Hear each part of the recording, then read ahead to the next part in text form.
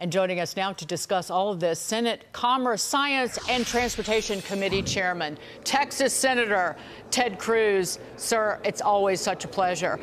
So, Dagan, great to be with you. I was talking about the screaming to the high heavens about what the Doge exploration team might find, what President Trump might do to spending, which he promised on the campaign trail.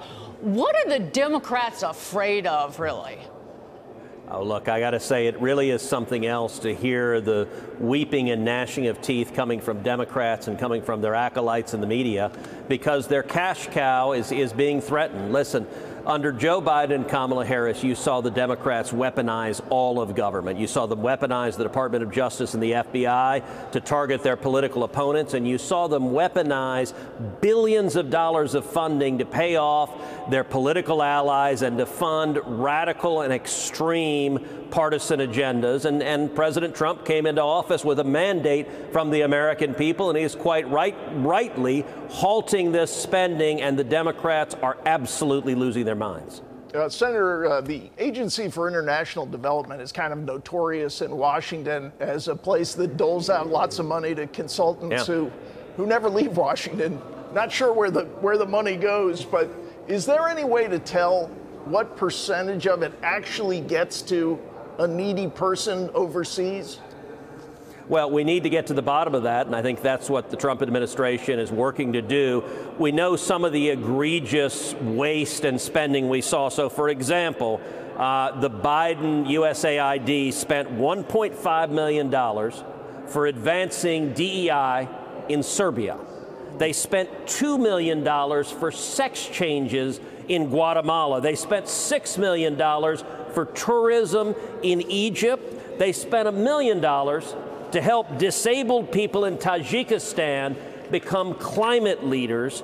They spent another $1 million for Hamas, a Hamas-linked charity, and they spent $15 million for contraceptives and condoms in Taliban-controlled Afghanistan. Now, if you're a left-wing radical activist, that's music to your ears, but if you're just an American taxpayer, that is horrifying, which is why President Trump has come in and said enough is enough.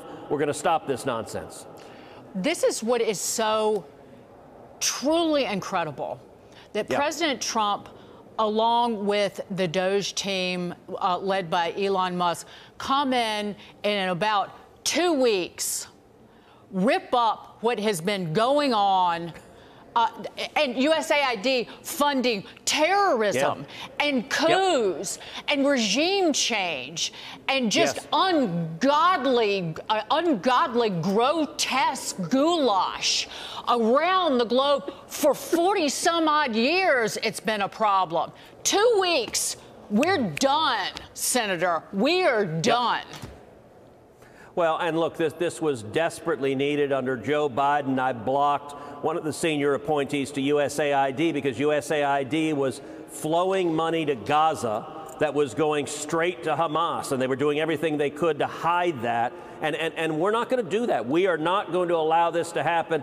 And I got to say, it's really striking to see the reaction of Democrats and a lot of folks in the media, where they have convinced themselves that Elon Musk is the devil. I like the title of your segment just a moment ago about Doge derangement syndrome, because it really is that Elon is living rent-free in their brain, and I'm grateful that he is working round the clock to root this out and end it, and it's exactly what President Trump was elected to do. Absolutely. Yeah, Senator, along those lines, I understand you're not a doctor. I'm not going to ask you to make a precise diagnosis, but your colleague, Greg Casar, we were just discussing him earlier. He said after the election, he wanted them, I think, to tone down the volume, not be so preachy and disconnected. What's happened? Do you see him on the flights home? I mean, what's going on with this guy?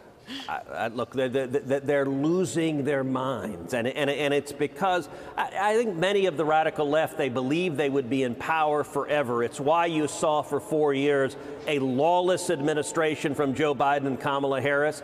They wanted to weaponize government, and their objective was to hold on to power, to punish their enemies and reward their friends, and they're suddenly seeing everything they counted on in jeopardy. And listen, I commend the president. I commend the cabinet leaders that have been nominated, that have been confirmed, for getting us back to the rule of law, getting us back to following United States law. And that's, I think, what millions of Texans, millions of Americans, that's exactly what we voted for. Yep.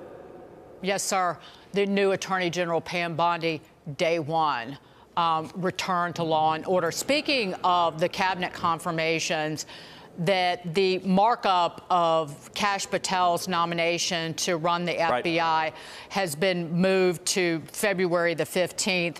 This is the Democrat strategy, and this is at a Democrats requested a delay. What other delay tactics are they up to? And just your reaction to that.